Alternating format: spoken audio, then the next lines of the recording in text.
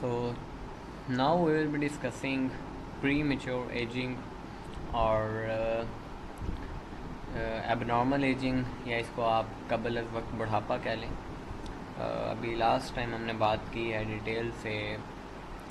Motivation پہ، لو پہ، جو 3 مائنڈ کے لیولز ہیں، 3 نفس کے لیولز ہیں، ٹھیک ہے، ان سب پہ بات کی ہے. تو اگر ہم بات کریں ایب نارمل ایجنگ کی تو بڑھاپا تو تکلیف دہ ہے ہی، مگر اگر قبل از وقت بڑھاپا ہو تو یہ تو بہت ہی خطرناک ہے، کیونکہ اس میں جو ابھی ہم نے لاسٹ ٹائم بات کی ہے نا جذبہ شوق کی، اس کے ساتھ ساتھ بہت حد تک جنسی حرارت بھی قائم ہوتی ہے. اگر جذبہ شوق ہو تو ہی جنسی حرارت قائم ہوتی ہے. اگر یہ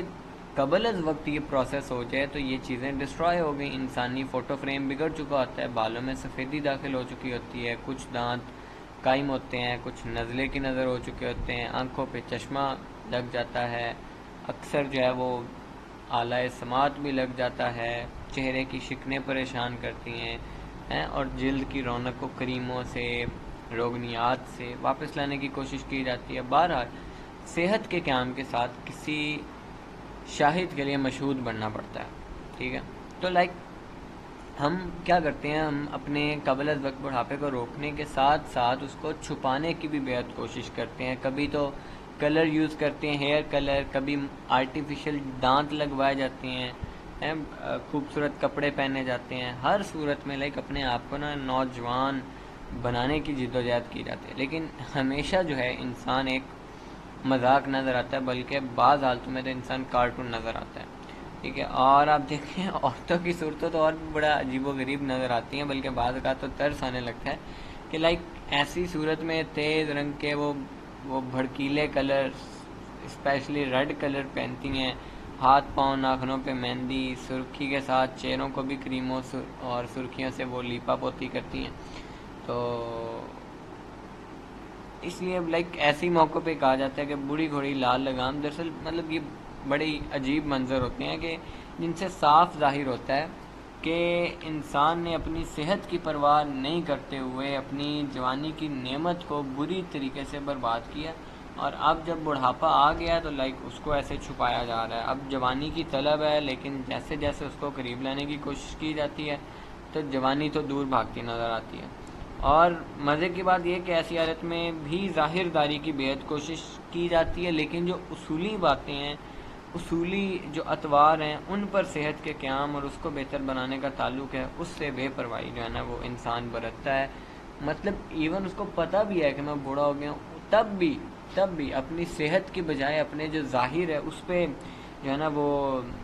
سارا پیسہ، اس پہ ساری امپورٹنس اس کو دے دیتا ہے ایک انسان، فیمیل ہو میل ہو، ٹھیک ہے. بٹ کھانے پینے میں بے قاعدگی ویسی رہے گی، غذا کے صحیح توازن سے بے علمی، جذبات میں تیزی، غصے کی زیادتی، ہر بات میں غم کا پہلو، خواہشات نفسانی میں شدت، صبر سے دوری، اللہ کریم کے خوف سے بیداری، زندگی کی حرکت و سکون میں زیادتی. تو جس نے تھوڑی سی تعریف کر دی اس پر فدا، جس نے سچی بات کہہ دی اس سے خدا واسطے کا بے. تو اپنے حسن کی خرابی، جوانی کی بربادی کا انتقام لیا جاتا ہے. تو یہ دراصل ایک مسلسل عذاب ہے جو قانون فطرت سے لا علمی کے نتیجے میں ملتا ہے انسان کو. اور حقیقت یہ ہے کہ قبل از وقت جو بڑھاپا ہے اس میں بھی صحت کا سنبھالنا کوئی مشکل کام نہیں ہے، بلکہ اگر کوشش کی جائے تو انسان حقیقی بڑھاپے سے بھی جوانی کو نکال کر انسان لا سکتا ہے، بشرطے کہ اب جوانی اور بڑھاپے کے فرق کو سمجھ لیں. جب انسان صحت اور حسن کی حقیقت کو سمجھ لیتا ہے نا تو خود بخود جو ہے نا بڑھاپے سے جوانی وہ ایک جھانکنا شروع کر دیتی ہے. بہت سے بوڑھوں کو دیکھنے کا اتفاق ہوا ہے مجھے، آپ کو بھی ہوا ہوگا، کہ جن میں جو جوانیاں نا اچھلتی کودتی آپ کو نظر آتی ہیں. ان کا بیٹھنا، اٹھنا، چلنا پھرنا، کام دھندا،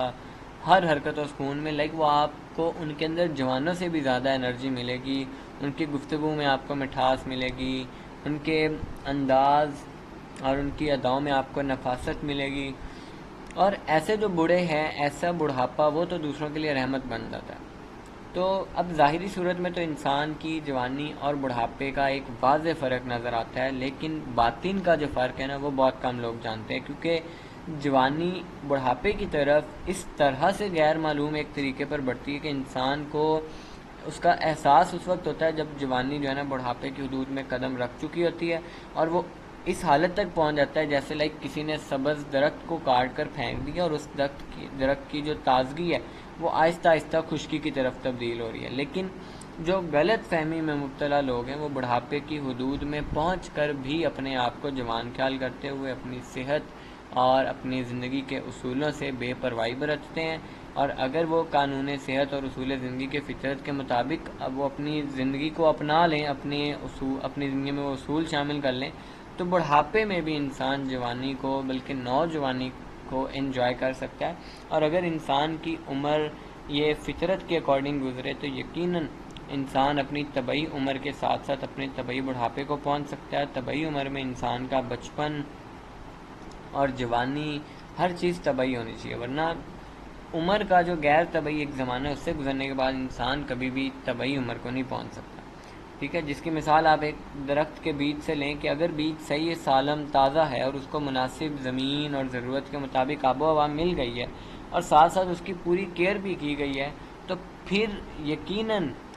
ایسا جو درخت گرو ہوگا نا وہ نہ صرف اپنی طبعی عمر کو پہنچے گا بلکہ جو پھل پھول ہیں وہ بھی صحیح قسم کے دے گا، اور آئندہ کے لیے بھی اس کا جو بیج ہے وہ مفید رہے گا۔ لیکن اگر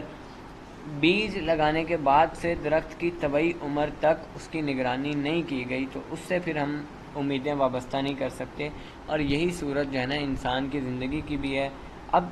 اس سے ثابت ہوتا ہے اس اگزامپل سے کہ اچھے بیج کے ساتھ دو صورتیں اور بھی ضروری ہیں، ایک تو اس بیج کے لیے مناسب جگہ اور آب و ہوا، اور دوسرا ضرورت کے مطابق ماحول، ٹھیک ہے؟ اب جب مناسب جگہ آب و ہوا، ٹھیک ہے، اس کے مطابق غذا، اس کو اگر آپ دیکھیں تو یہ غذا ہے، اور جو دوسرے ضرورت کے مطابق ماحول یہ اس کی نگرانی ہے، یعنی غذا اور نگرانی، ٹھیک ہے؟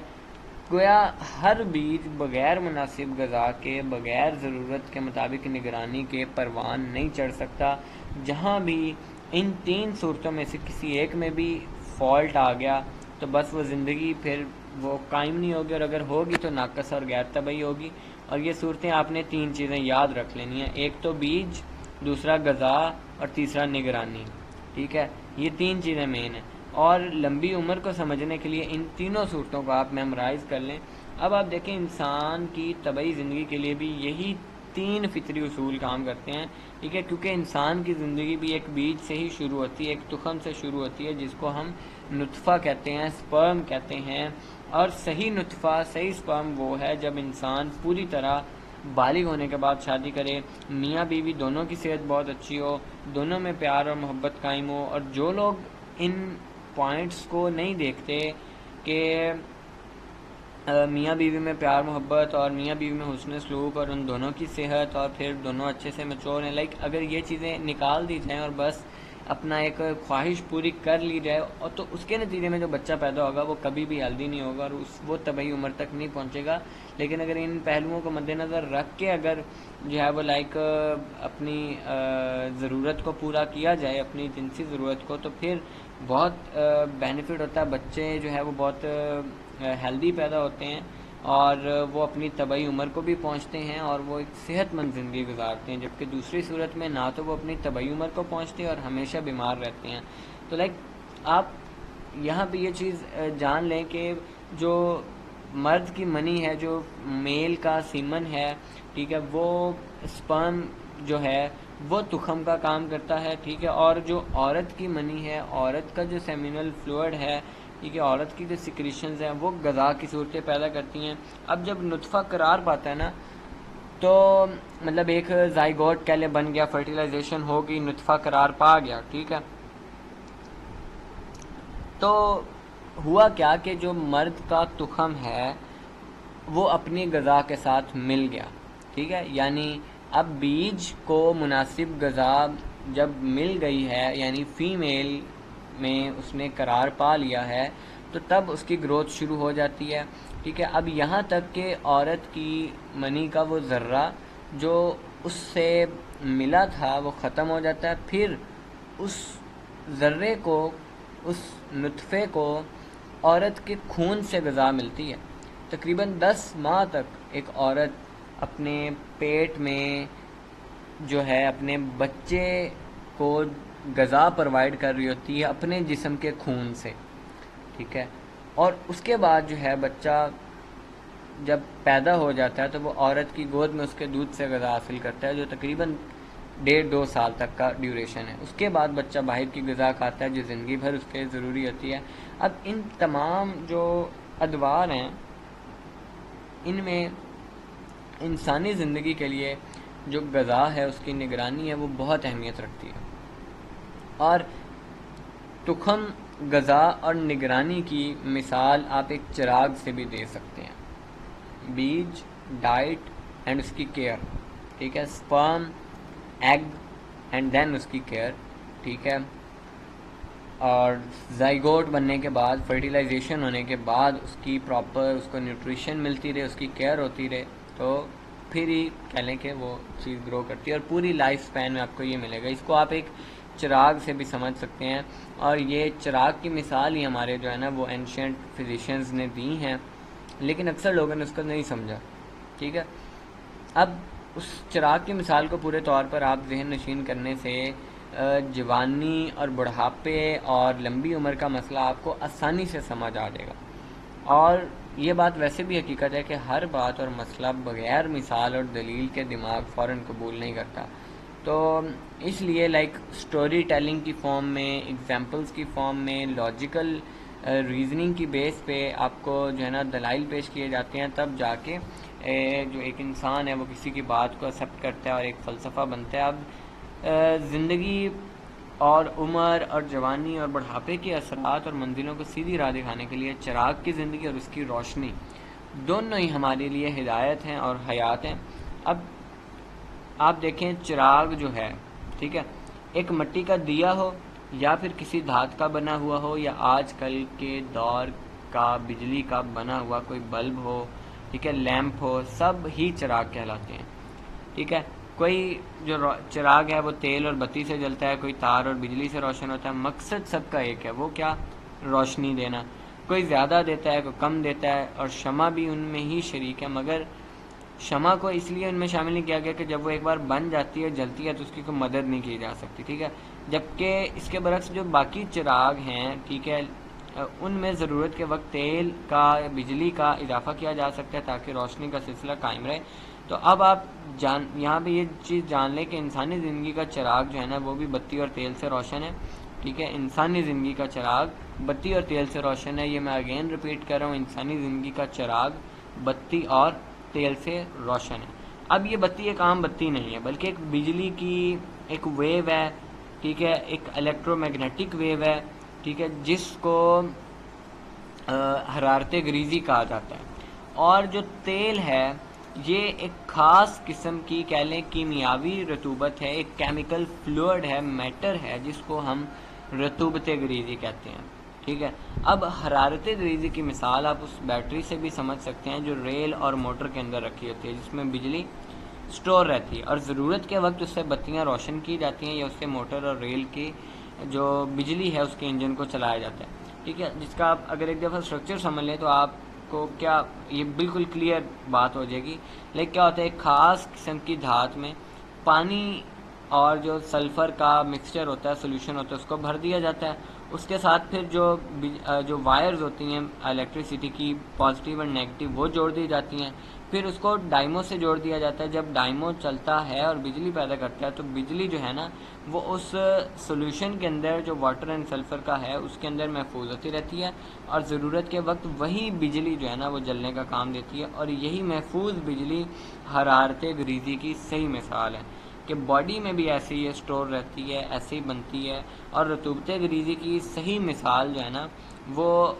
سولوشن ہے پانی اور سلفر کا، جس کے اندر بجلی محفوظ رہتی ہے۔ تو گویا بجلی حرارت گریزی ہے، اور جس کے اندر وہ سٹور ہے وہ رطوبت گریزی ہے۔ ٹھیک ہے، جس طرح چراغ کی بتی جو ہے بغیر چراغ کے نہیں جل سکتی، اس طرح بجلی کی جو روح ہے، لہر ہے، وہ تیزاب ملے پانی کے بغیر نہ قائم رہتی ہے نہ چل سکتی ہے۔ انسانی زندگی میں بھی حرارت گریزی جو ہے نا وہ ایک الیکٹرو میگنیٹک انرجی کی حیثیت رکھتی ہے، الیکٹرو میگنیٹک ویو کی حیثیت رکھتی ہے، جو کہ سٹور کس میں ہوتی ہے؟ رطوبت گریزی میں، اور بغیر رطوبت گریزی کے حرارت گریزی نہیں جل سکتی۔ اب یہاں پہ آپ یہ چیز ایک اور چیز ایڈ کر لیں کہ حرارت گریزی جو کہ رطوبت گریزی میں محفوظ ہوتی ہے نا، بالکل اسی طرح جیسے کوئی بتی تیل میں ڈال دی جائے اور وہ جلا دی جائے لیکن وہ خود بخود نہیں جل سکتی نا، اس کو باہر سے کوئی سٹیمولس دینا پڑے گا۔ اس طرح حرارت گریزی جو ہے نا، جو الیکٹرو میگنیٹک ہم ویو کہہ رہے ہیں جس کو باڈی کی، جس کی مثال ہم بتی سے لے رہے ہیں، وہ جلنے کے لیے کس کی محتاج ہے؟ ایک شعلے کی محتاج ہے۔ چاہے آئل اویلیبل ہے، رطوبت گریزی اویلیبل ہے، لیکن اس کو ایک شعلہ چاہیے، اس کو ایک سپارک چاہیے۔ اب یہ جو شعلہ ہے نا، یہ روح سے پیدا ہوتا ہے، اس کو سپارک بھی آپ کہہ لیں، اس کو اسپرٹ کہہ لیں، اور بعض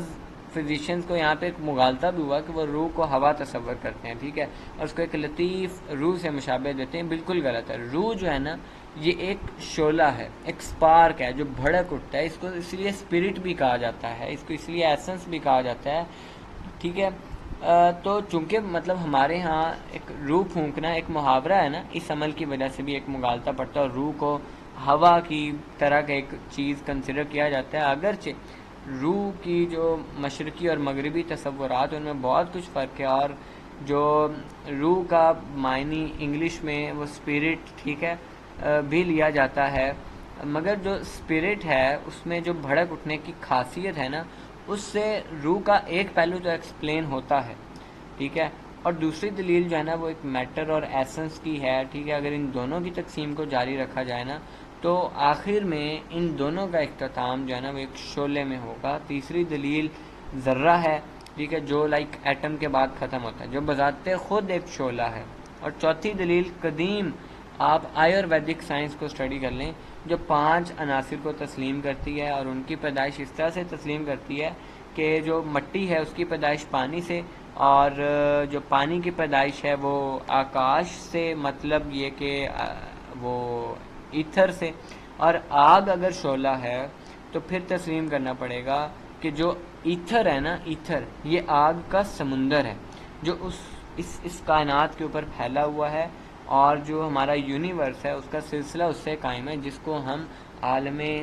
ارواح بھی کہتے ہیں۔ اور اگر ہم نفس اور آفاق کے تعلق کو، مائکرو کازم اور میکرو کازم کے تعلق کو آپس میں جوڑیں تو تسلیم کرنا پڑے گا کہ دونوں جو ہے نا وہ آگ کے قبل سے تعلق رکھتے ہیں، ٹھیک ہے۔ اور ہندو جو لٹریچر ہے اس میں جو ان کے علم العقائد میں آتما اور پرماتما کی تعلیم پر اگر غور کریں نا تو اس میں بھی بہت کچھ یہ نفس اور آفاق کے تصورات اور اثرات کی ایک ہندی شکل ہے۔ اس نفس اور آفاق اور آتما پرماتما کی ایکسپلینیشن کا مقصد یہ ہے کہ ان سب چیزوں کا آگ سے تعلق، اور صرف آگ ہی میں ایک قوت ہے جو زندگی بخشتی ہے، پرورش کرتی ہے، تحلیل کرتی ہے، حرارت بخشتی ہے، اور شاید یہی وجہ ہے کہ آگ کی پوجا ہوتی ہے۔ اور یہ ایک فرقہ ہے، یہ ان میں زرتشت فرقہ، وہ خدا کا تصور آگ سے کرتا ہے، اور قرآن حکیم نے جو رب کا لفظ دیا نا اس میں بھی پرورش اور حرارت کے معنی پائے جاتے ہیں۔ تو ان تمام دلائل سے یہ ثابت ہوتی ہے بات کہ روح کو ہم ہوا نہیں کہہ سکتے، روح کو ہوا کہنا بالکل ایک غلط فہمی ہے، بلکہ اس کو شعلہ اور اسپرٹ کہنا زیادہ مناسب ہے۔ اور یہی شعلہ جو ہے نا یہ انسانی جسم میں حرارت غریزی کو روشن رکھتا ہے، یا اسی سے ہی حرارت غریزی جلتی ہے اور زندگی قائم رہتی ہے، اور حرارت غریزی ختم ہو جائے یا شعلہ کسی صورت میں بجھ جائے تو زندگی کو پھر فنا آ جاتی ہے۔ تو حرارت غریزی پیدا نہیں کی جا سکتی، اس لیے اسی پر زندگی کا قیام ہے، اس شعلے پر۔ اب حرارت غریزی کے متعلق اگرچہ بہت زیادہ اختلافات ہیں پرانے لٹریچر میں، لیکن وہ سب اس پوائنٹ پہ متفق ہیں کہ حرارت غریزی ایک ایسی حرارت ہے، ایک ایسی انرجی ہے، ایسی ہیٹ ہے جو فرٹیلائزیشن کے وقت مرد اور عورت کے جو مادہ تولید ہے اس کے ملنے کے ساتھ پیدا ہوتی ہے، اور اسی پر زندگی قائم ہوتی ہے، اور جب یہ ختم ہو جاتی ہے تو موت واقع ہو جاتی ہے۔ اس لیے حرارت غریزی کو حرارت اصلیہ بھی کہا جاتا ہے، اور ان کے خیال کے مطابق حرارت غریزی نہیں بڑھائی جا سکتی، ٹھیک ہے۔ اس کے اپوزٹ ماڈرن میڈیکل سائنس یہ کہتی ہے کہ حرارت غریزی کوئی حرارت اصلیہ نہیں ہے، بلکہ یہ انسانی جسم میں جو ایک پروڈیوسڈ حرارت ہے اس کا نیم ہے، اس کو جس قدر چاہے انسان بڑھا سکتا ہے، ٹھیک ہے۔ اب ان دونوں اسپیکٹس میں یونانی قدیم لٹریچر میں اور ماڈرن میڈیکل لٹریچر میں جو مغالطہ ہے نا، وہ اس طرح سے نکالا جا سکتا ہے کہ روح کو اگر شعلہ تسلیم کیا جائے اور حرارت غریزی کو جلنے والا مادہ یعنی بتی تسلیم کیا جائے، تو حقیقت اس طرح سامنے آ جاتی ہے کہ شعلہ جو ہے نا یہ پھر روشن نہیں کیا جا سکتا، اگرچہ حرارت غریزی کو زیادہ سے زیادہ جس قدر بھی بڑھایا جائے، ٹھیک ہے۔ تو اس سے دو تو ہمارے کلیئر باتیں ہو جاتی ہے کہ انسان حرارت غریزی کے ساتھ زندہ ہے اور حرارت غریزی بڑھائی جا سکتی ہے، اور اگر شعلے کو روشن رکھا جائے تو اس طرح انسان ایک لمبی عمر تک بھی زندہ رہ سکتا ہے۔ دلیل کے طور پہ میں کچھ آپ کے سامنے باتیں رکھتا ہوں، مثلا پیدائش کے بعد تندرست بچے کا مر جانا، یا تندرست نوجوان کا دم گھٹ جانا، یا ڈوب جانا، یا بلند مقام سے گر کر مر جانا، بہت خون خارج ہو جانے کے بعد موت کا واقعہ ہو جانا، ان سب حقائق سے صاف ظاہر ہے کہ اس ٹائم پہ حرارت غریزی تو جسم میں قائم تھی، مگر جو روح کا شعلہ ہے نا وہ بجھ گیا، اور اسی پر زندگی کا دار و مدار ہے، اسی شعلے کے اوپر۔ اور قرآن حکیم سے روح کے متعلق علم ہمیں کچھ اس طریقے سے ملتا ہے کہ آپ صلی اللہ علیہ وسلم سے جب یہودیوں نے روح کے متعلق سوال کیا اور اس کا پھر جب اللہ تعالیٰ نے جواب دیا نا، وہ پورا واقعہ اللہ تعالیٰ نے بتایا، یسألونک عن الروح، کہ روح کے متعلق وہ لوگ آپ سے پوچھتے ہیں، تو اللہ تعالیٰ نے کہا قل الروح من امر ربی، کہہ دو کہ روح میرے رب کا امر ہے۔ تو اللہ تعالیٰ کیا ہے، اللہ تعالیٰ کو ہم نے تشبیہ دی ہے ایک نور سے، ایک شعلے سے، اور امر جو ہے نا وہ عمل ہوتا ہے جو اللہ کی طرف سے صادر ہوتا ہے۔ اس سے صاف ظاہر ہے کہ روح ایک شعلہ نور اور روشنی ہے جو ضرورت کے وقت اللہ رب العالمین کے حکم سے اپنا امر پورا کرتی ہے، اور جو ہمارے فزیشینز ہیں اینشینٹ، انہوں نے انسانی جسم میں ایک طبی روح بھی تسلیم کی ہے جس کو ہم مذہبی روح سے ایک الگ ہستی قرار دیتے ہیں، اور اس روح طبی کے متعلق اس طرح کہا گیا کہ الروح، اس سے صاف ظاہر ہے کہ ایک جو طبی روح ہے نا، طبی روح جو میڈیکل روح ہے، وہ ایک لطیف، ایک بہت ہی کہہ لیں کہ لطیف کے لیے انگلش کا ورڈ ہم کیا یوز، بہت ہی لائٹ ویٹ، ٹھیک ہے، ایک گیس ہے جو جلتی ہے اور جو سپارک کو قبول کرتی ہے، جو اس شعلے کو قبول کرتی ہے۔ اور ماڈرن میڈیکل سائنس اس لطیف گیس کو آکسیجن سے جو ہے نا سمجھتے ہیں کہ یہ اس کو آکسیجن کہتے ہیں، اس کو حرارت غریزی کہہ لیا جائے، یہ حرارت غریزی کی اسسٹنٹ کرنے والا مادہ کہہ لیا جائے، یا آپ کچھ بھی کہہ لیں کہ جس نے ایٹم پھٹنے کے بعد حرارت غریزی کو پیدا کر دیا، تو یہ وہ آکسیجن ہے۔ تو اس ایکسپلینیشن سے ہم زندگی کے بہت قریب پہنچ جاتے ہیں، یعنی ہم حرارت غریزی پیدا کر سکتے ہیں، البتہ اس میں جو شعلے کی ضرورت ہے نا وہ باقی رہ جاتی ہے۔ اور اگر ہم اس ٹائم کرنٹ جو سائنٹسٹ ہیں ان کے تجربات کی طرف غور کریں، انہوں نے بعض چھوٹے چھوٹے جانوروں کو مار دینے کے کئی گھنٹوں بعد دوبارہ زندہ کیا ہے، یہ ایسے انسانوں کو دوبارہ زندگی بخشی ہے جو ڈوب کر مر گئے تھے، یہ بجلی کی شاک سے مر گئے تھے، یہ آکسیجن کے ٹینٹ میں مرنے والوں کو زندہ رکھ کر ان کو موت سے باہر گھسیٹ لیا۔ تو تسلیم یہ کرنا پڑے گا کہ آئندہ بہت جلد انسان اس امر پر قابو پا لے گا کہ وہ روح کا شعلہ پھر روشن کر دے۔ تجربہ صرف یہ کرنا ہے کہ حرارت غریزی کو کس گیس سے روشن کیا جا سکتا ہے، اس میں کوئی یہ مذہب کے بعد خلاف نہیں ہے، کوئی پیدا نہیں ہوتی، یہ تو امر ربی ہی ہوگا، بلکہ یوں خیال کرنا چاہیے کہ اللہ تعالیٰ نے جو حکیم ہے اس نے ہمیں خود زندگی کے ایک طریقے سے آگاہ کر دیا۔ تو اگر اس حقیقت کو تسلیم کر لیا جائے کہ حرارت غریزی زندگی کے لیے ایک بتی ہے، تو پھر یہ حقیقت روشن ہو جاتی ہے کہ بڑھاپا اور امراض اس وقت پیدا ہوتے ہیں جب حرارت غریزی کمزور ہو جاتی ہے، جس طرح اس کے بجھ جانے کے بعد موت واقع ہو جاتی ہے۔ جب ہم یہ بات ابھی میں آپ کے سامنے ثابت کی ہے کہ حرارت غریزی پیدا کی جا سکتی ہے، اور قبل از وقت بڑھاپے کا علاج تو بڑے اچھے طریقے پر کیا جا سکتا ہے، اور قبل از وقت بڑھاپے پر فتح حاصل کرنے کے بعد جو روح کا شعلہ ہے وہ روشن کرنے سے موت پر بھی فتح پائی جا سکتی ہے. تو اس شعلے کے سلسلے میں نا علامہ اقبال کا ایک شعر بہت قابل غور ہے، جس میں شعلے کو روح کے متبادل کس خوبصورتی اور معنی افروز جو ہے نا صورت میں استعمال کیا گیا. ہم ہی تو نہیں، علامہ اقبال ایک کلندر کے رتبے کے بزرگ. کیا کہتے ہیں علامہ اقبال کہتے ہیں کس قدر بے باک اس خاک داں پیکر میں تھا، شعلہ گردوں نور ایک مشت خاک ستر میں تھا. تو اس شعر میں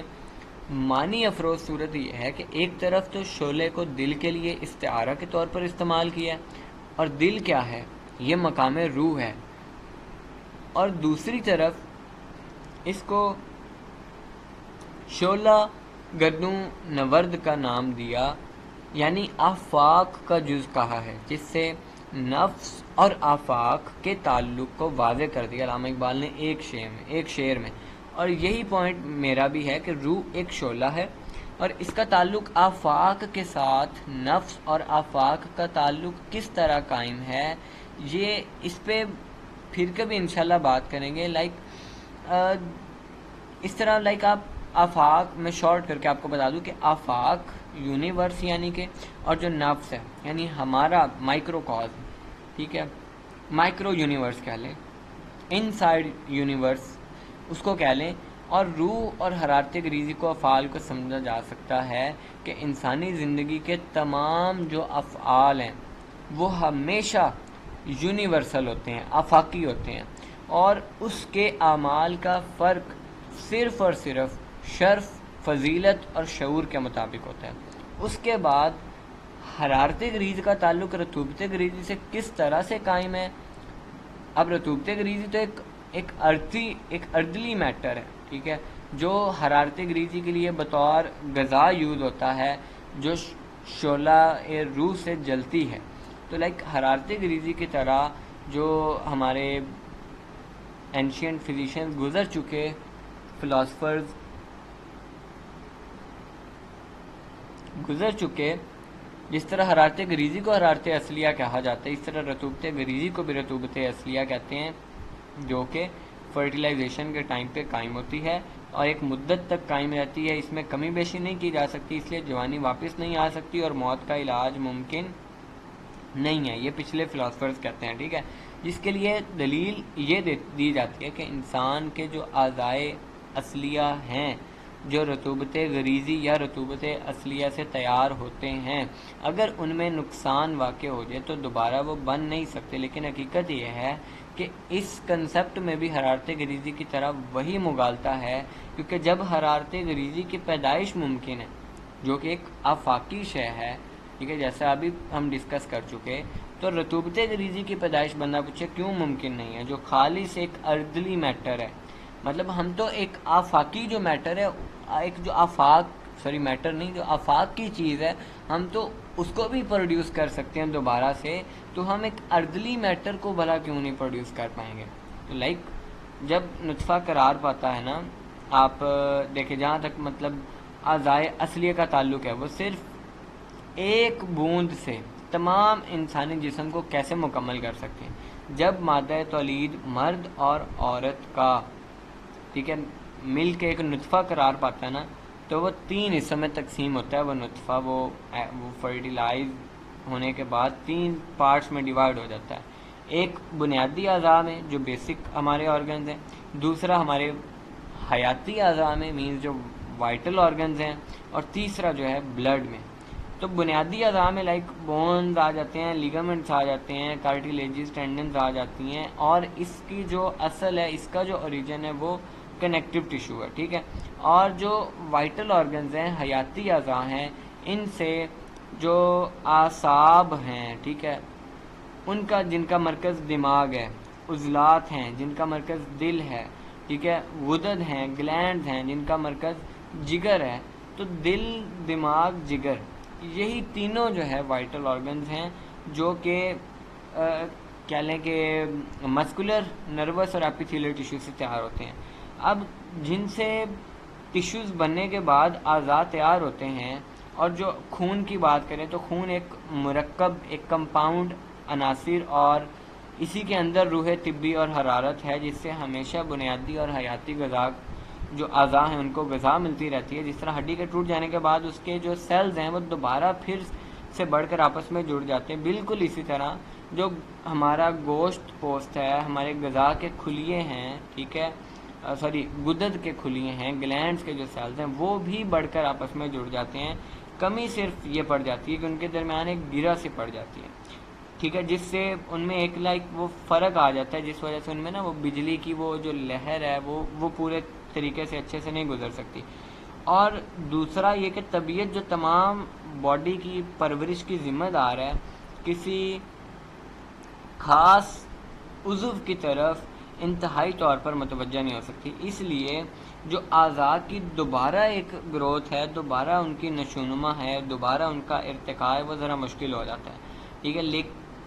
لیکن دوسرے کیس میں جو اعضاء ہیں ہمارے، ٹھیک ہے، جو اصلیہ اعضاء ہیں وہ دوبارہ بن جاتی ہیں، جن کی مثال آپ دانت لے لیں، ٹھیک ہے. یعنی اگر جسم میں ان کا مادہ کافی مقدار میں ہے تو وہ پھر بھی نکل آتے ہیں. ناخن اور بالوں کی مثال لے لیں، ہمیشہ بڑھتے رہتے ہیں، لیکن جب ان کا مادہ خراب ہو جاتا ہے تو پھر ان میں خرابی واقع ہو جاتی ہے. اور میں نے ایک کیس دیکھا پریکٹیکل بھی، کہ ایک لڑکی دیکھنے کا اتفاق ہوا کہ جس کے نا پاؤں کے جو تلوے ہیں ان میں انگلی جتنے موٹے کانٹے پیدا ہو جاتے تھے، اور اس بیچاری کا چلنا پھرنا انتہائی مشکل ہو جاتا تھا. اور جب وہ کٹوا دیے جاتے تھے تو دوبارہ نکل آتے تھے. تو اس سے بھی یہ بات سامنے آتی ہے کہ رطوبت غریزی نا ہمیشہ تیار ہوتی رہتی ہے اور انسانی جسم میں خرچ ہوتی رہتی ہے. اور یہ رطوبت غریزی وہی رطوبت اصلیہ نہیں ہے جو at the time of fertilization قائم ہوئی تھی اور موت تک قائم رہتی ہے. البتہ یہ تسلیم کرنا پڑے گا کہ جو رطوبت غریزی ہے، رطوبت اصلیہ ہے، یہ اس رطوبت کا نام ہے جو انسان کی فورتھ ڈائجیشن کے بعد انسانی باڈی میں ابزارب ہوتی ہے اور اعضاء بننے یا حرارت غریزی کی غذا بننے کے لیے تیار ہو جاتی ہے، اور کم و بیش یہ ہمیشہ تیار ہوتی رہتی ہے. اور اسی رطوبت پر زندگی اور جوانی اور صحت کی اور خوبصورتی کا دار و مدار ہے. اور جب اس میں کمی بیشی، خرابی، فساد واقع ہوتا ہے نا تو پھر مرض، بڑھاپا، بدصورتی، یہ سب چیزیں آتی ہیں. تو اس کی صحیح پیدائش اور حفاظت ہی زندگی ہے. اور اس کو اگر ہم کنٹرول میں کر لیں، یہ دو چیزوں کو، رطوبت غریزی کو اور حرارت غریزی کو، اور تیسری چیز شعلے کو، تو پھر ہماری ایک زندگی، ایک بہت لمبی زندگی ہم گزار سکتے ہیں، ایک طبعی زندگی گزار سکتے ہیں. تو اب یہ رطوبت غریزی پیدائش اس کی کیسے ہوتی ہے، کہاں پہ یہ سٹور ہوتی ہے، اس پہ انشاءاللہ پھر ہم نیکسٹ پارٹ میں بات کرتے ہیں.